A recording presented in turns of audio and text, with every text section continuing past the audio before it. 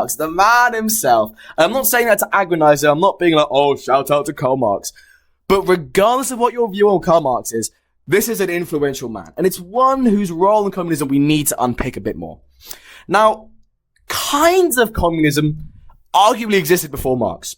So, and I say argued because it wasn't the modern form of communism, but communism wherein the means of production are communally owned, i.e., an ideology which is fundamentally about free and equal individuals, and wherein the means of making stuff, so stuff like land and just stuff, machines, for example, although again, we're talking about pre-modern formulations of communism, so that wouldn't be a thing. But let's just talk about land, for example. The means of production are communally owned. That kind of idea point has actually existed a few times before Marx. So Karl Marx himself described primitive communism as the economic system of hunter-gatherers, where they don't own private property. Hunter-gatherers own personal property, and we're going to be talking about the distinction between private property and personal property later, don't worry. But hunter-gatherers, they don't own land. They don't own the means of production.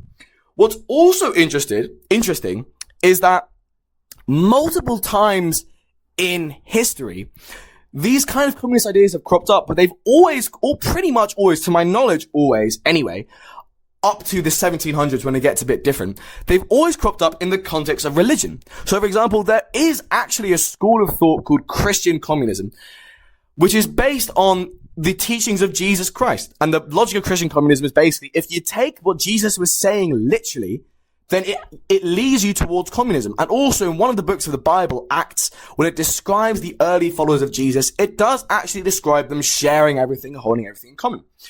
And in fact, in multiple times during history, so for example, in the 1200s, there was a kind of, I don't want to say heretics, that seems like I'm condemning it, but there was a breakaway religious movement called the Waldensians, who broke away from the Catholic Church in Europe, who kind of espoused these early ideas of that kind of stuff. Also, in the 1500s, there was this massive, in the 1510s, I think, or 1520s, around about 1520, there was this massive peasant rebellion in Germany called the German Peasants' War. One of the leading figures in that was a guy called Thomas Müntzer, who, again, was guided by religion, who in fact, his whole ideology was based on religion, and who talked about how things should be held in property and all people should be equal. In the 1600s, so in the Reformation, which occurred in the 1510s, I believe, with Martin Luther kicking that off. So Lutheranism and Calvinism represent forms of the Reformation called the Magisterial Reformation. I'm just going to get a definition of that for you guys up now. Give me a moment.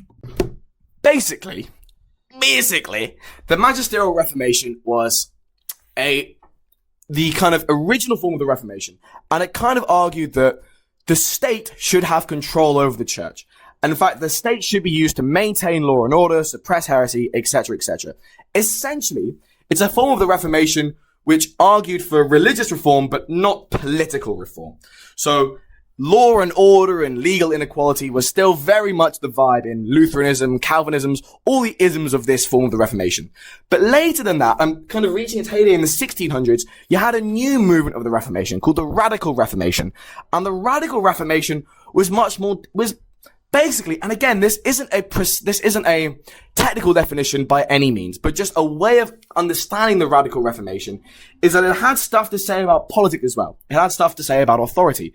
And there were lots of movements, because the Radical Revelation was in itself a massive Europe-wide movement. There were lots of kind of sub-movements and different ideologies in the Radical Reformation. And examples of these, by the way, so the Amish people or the Mennonites, Anabaptists, these are all examples of radical reformist schools of thought. And in the English Civil War, there were a group of people called the Levellers who were fighting for the parliamentary side, who kind of argued for this abolition of legal inequality, for everyone to be equal, everyone to be free, for land to be held in common. Again, that's a big oversimplification of their views, and it's not a scientific definition by any means, but I'm just trying to give a general understanding of how these kind of pre-modern formulations of communism worked. There was also a Zoroastrian priest, I think in like the 5th century AD or the 6th century AD, around that time, called Sandak, who kind of started saying similar stuff.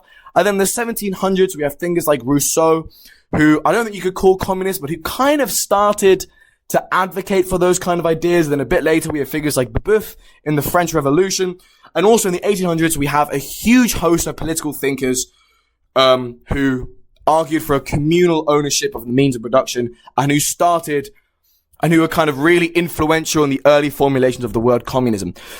And so, again, and these early socialist thinkers, people like Auguste Blanqui, for example, a French thinker, I'm just using him as an example. The point I'm trying to say is that in the 1800s, Karl Marx was not the only socialist who was arguing for communal means of production. Karl Marx had a massive role in the end form of communism, but communism is not the same as Marxism. Karl Marx did not create communism, and there were thinkers in the 1800s who could reasonably be described as communist who weren't Karl Marx. It is actually interesting to note, by the way, that lots of these pre-modern formulations of communism were religious in nature, because I think there's a big parallel between the teachings of Jesus and what the Catholic Church and the kind of brutality and the hierarchy that the Catholic Church committed in Europe in the name of Jesus Christ, who I think was fundamentally an extremely progressive figure for the time. And again, I'm actually going to do, I think, a Polymath episode on Jesus Christ and the case to be made of how he was one of the most progressive people in history, or one of the most left-wing people in history in the context of his time. And I think there's an interesting parallel between the teachings of this prophet and what was later done in his name by institutions, and the teachings of Karl Marx and what was later done in his name by institutions. And obviously we're comparing politics and religion here, but actually loads and loads of experts in many different fields do point out the similarities between religious ideologies and political ideologies, and the kind of not just the psychology behind their followers and the cult-like devotion of followers to these ideologies, the irrational devotion of followers to these ideologies, but also kind of sociological patterns, like, for example, the divergence between the teachings of a progressive prophet and the teachings of institutions who hold power in that prophet's name, blah, blah, blah. Anyway, the point that I'm trying to make is that communism in its modern form grew out of socialism in the 1800s. And what is socialism? Well, I'm glad you asked. That's actually the subject of episode 12, I think, of Polymath. What actually is socialism?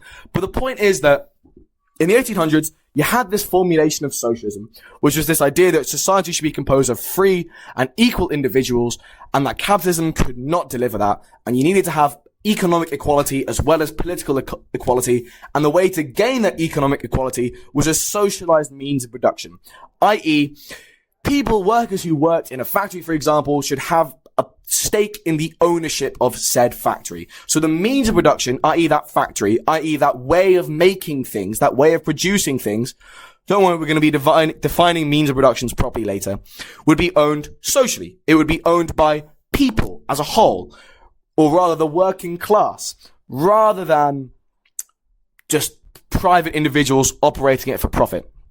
And communism kind of emerged as a slightly more radical form of this by saying that it wasn't enough for the means of productions to be held socially, they had to be held communally. They couldn't just be held by a group of workers, they had to be held by society as a whole. Everyone had to own the means of production. That is a very, very basic description of the economic philosophy of communism. More on that later. The point I'm trying to make is that communism in its modern form grew out of socialism in the 1800s. Which is why socialism as a word is sometimes used as a big umbrella form.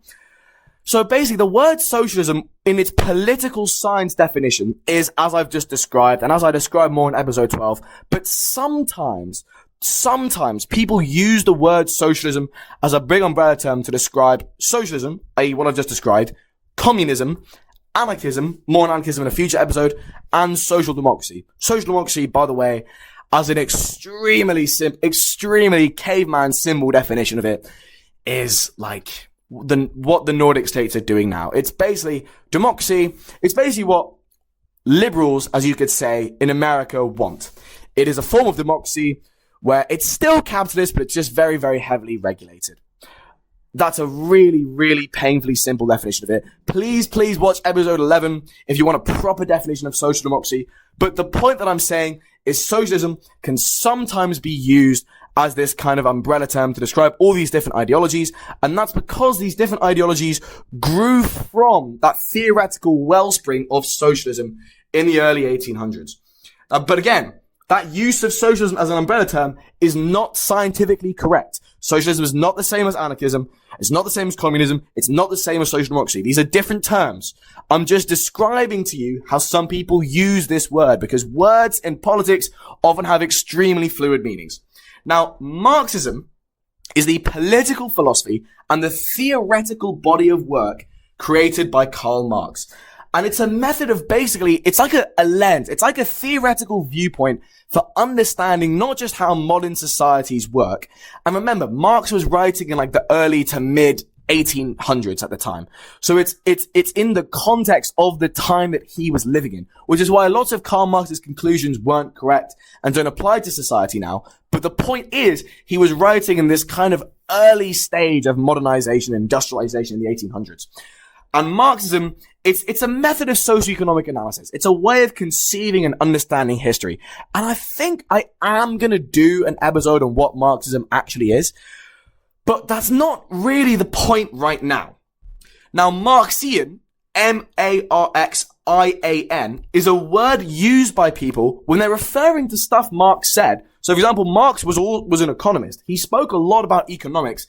And sometimes people want to discuss those economics that he was discussing without affiliating themselves with the political position of Marxism or communism. So often economists may completely in an apolitical context discuss Marxian economics because Marx was an influential economist as well. But Marxian is the word used to dissociate themselves from the political side of it. Now, not all forms of communism are Marxist. So, for example, Christian communism, which we kind of mentioned earlier, and also anarcho-communism are forms of communism where the philosophy behind them is both Christian and anarchist, respectively. More on anarchism in the future episode. More on Jesus Christ and how he was very left-wing for his time in a future episode as well. The point I'm trying to say is that Marxism and communism aren't synonymous. But these forms of communism are still communism because they are very libertarian and basically support power being held by the people. They support a communal ownership of means of production, and they were very progressive for the time and support a liberalist ideal. More on liberalism later in this episode. Liberalism is properly described as an ideology in episode 9. Don't worry about that for now. We don't need to get into that for now. The point I'm saying is that communism is not defined by Karl Marx or his theories. It's defined by, as you've just mentioned, that political element, that economic element, and that social cultural element. And remember, as I mentioned earlier, ideologies all have these three components. But most communists are Marxists, and Marxist forms of communism are by far the most influential. By the time we get to the late 1800s, the communist movement really mostly is a Marxist movement. Most communists cite Marx as a kind of influential figure, as a role model, as a guru, as their prophet, whatever. And in fact, in the 1900s, the image of Marx and at least the name of Marx was used as the underpinning for these communist states. But this also brings us to the fact that not all Marxists are real communists. So, for example, Stalin, you could potentially say, called himself a Marxist. He analyzed history in the same way that Karl Marx did.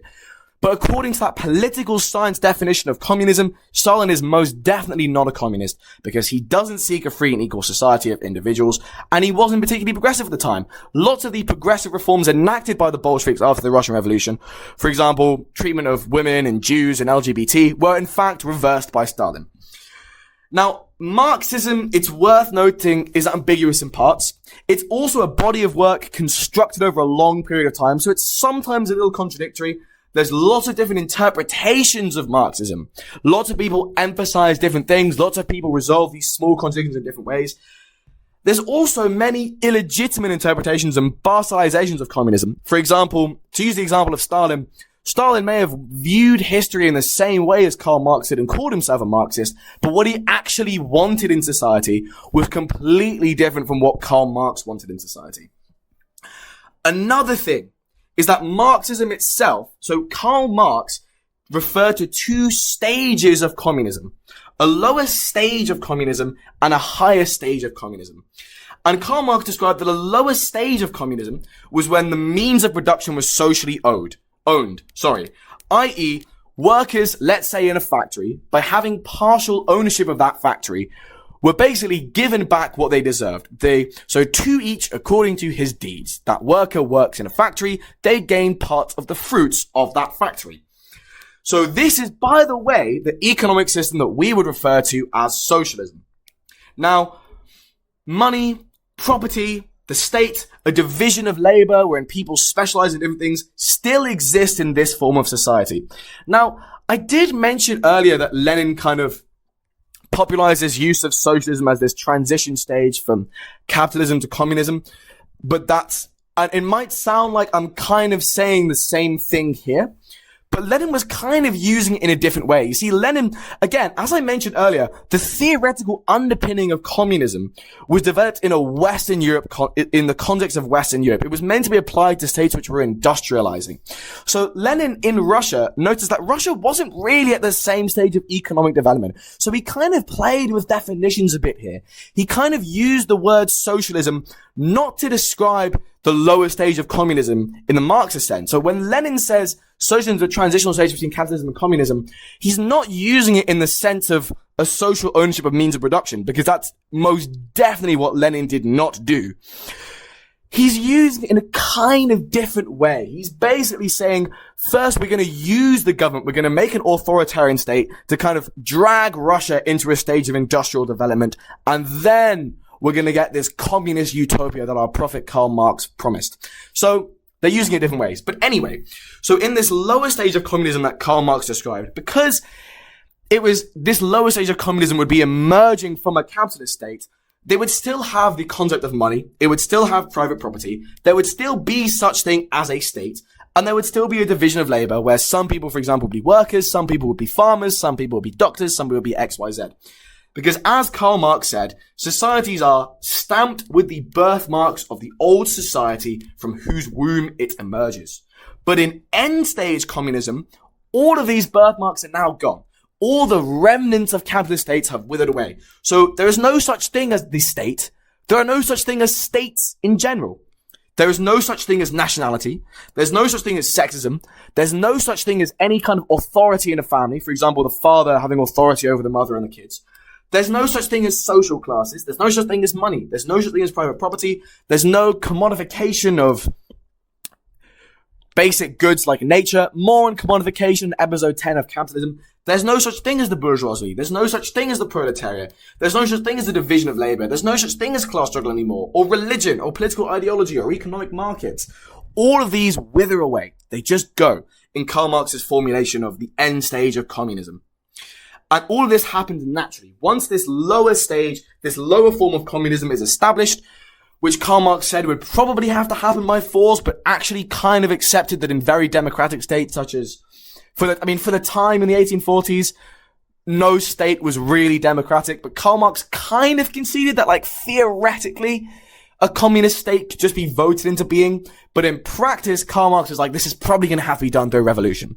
So the idea was that a revolution would establish the lower stage of communism, and then naturally, over time, without bloodshed, without even consciously having to be forced, then, oh god, we're 40 minutes through already. I haven't even talked about, like, the economic or political or, like, socio-cultural definition of communism. We've just been talking about names, fucking hell. Oh, this is going to be a fucking beastly episode. This is going to be a vast episode. I knew it. I'm even getting a bit tired. Do you know what? This is really sociopathic, right? Instead of drinking coffee, I actually have caffeine pills, which I know sounds sociopathic, but it's like, they're 24 times cheaper. I've done the maths. It is 24 times cheaper. Each cup of coffee is like 100 milligrams on average. Each caffeine pill is like 50 mgs on average. I'm getting a little bit tired, but we still have so much to talk about. And I wanna be giving you guys my all. You know, I don't wanna half-ass this episode. I don't want to give you just the tip. I don't want to give you just the tip of the iceberg. Is what I meant. Just the tip of the iceberg. This is a family-friendly podcast, ladies and gentlemen. It really isn't. Anyway, I'm going to take another caffeine pill. Hold on. Okay.